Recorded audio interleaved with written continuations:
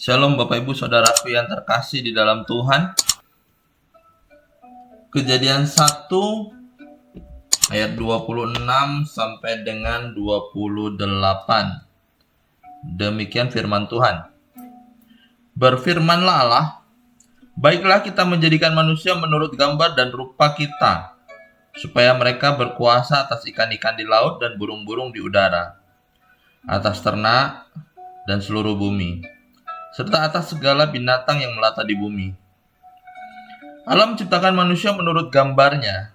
Menurut gambar Allah diciptakannya dia, laki-laki dan perempuan diciptakannya mereka.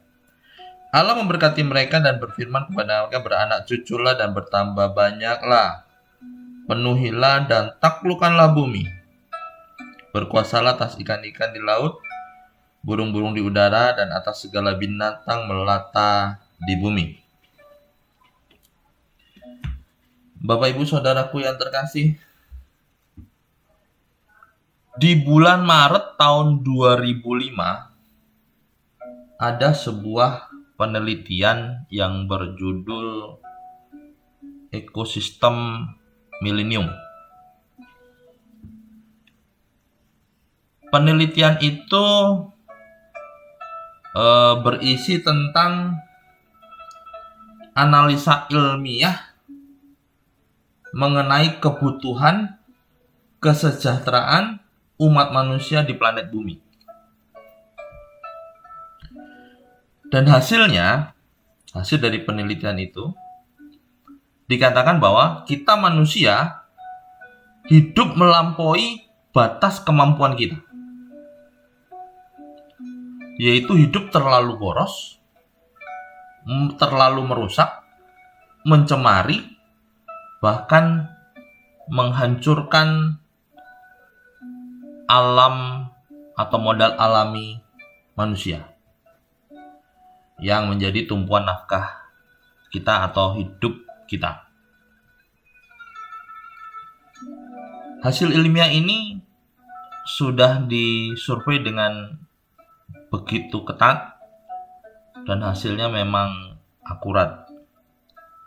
Jadi ada banyak survei-survei mereka yang menuliskan bahwa kita itu hidup cuman mengikuti duniawi. Nah, kasarnya seperti itu. Sedangkan harusnya yang terjadi adalah orang Kristen itu yang paham betul tentang kebenaran kitab atau Alkitab harusnya berada di garis depan. Kita itu harus berada di garis depan dalam hal memelihara alam ini. Kalau bahasa kekiniannya adalah konservasi. Kenapa begitu? Sebab Allah sendiri yang menyerukan bahwa kita harus peduli. Kita harus mengerjakan alam ciptaan Allah ini. Bumi ciptaan Allah ini. Taman ciptaan Allah ini. Di mana kita tinggal di tengah-tengahnya, area yang kita tinggali ini bahkan akan menghidupi kita. Bahkan yang saat-saat ini yang menjadi permasalahan adalah beberapa dari kita malah semakin bukannya menyelesaikan atau membantu menyelesaikan krisis yang sedang terjadi, tapi malah menyebabkan masalah baru atau menambahkan permasalahan-permasalahan tentang kerusakan yang disebut alam. Sedangkan Allah sendiri yang mempersiapkan bumi untuk kita tinggali, sedangkan Allah sendiri juga yang berkata kita harus mengerjakannya. Allah juga bilang bahwa kita harus menaklukkan dan beranak cuculah. Nah, segala sesuatunya itu sebenarnya Tuhan siapkan untuk keperluan manusia.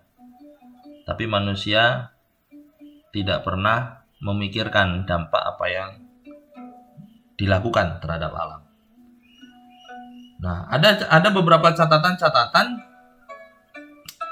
atau orang-orang yang sudah memahami itu mulai membuat gerakan itu mencoba mengingatkan atau bahkan menyalahkan orang-orang yang merusak. Jadi ada yang mengecam bahwa seharusnya manusia itu dalam kata menguasai dan menaklukkan bumi,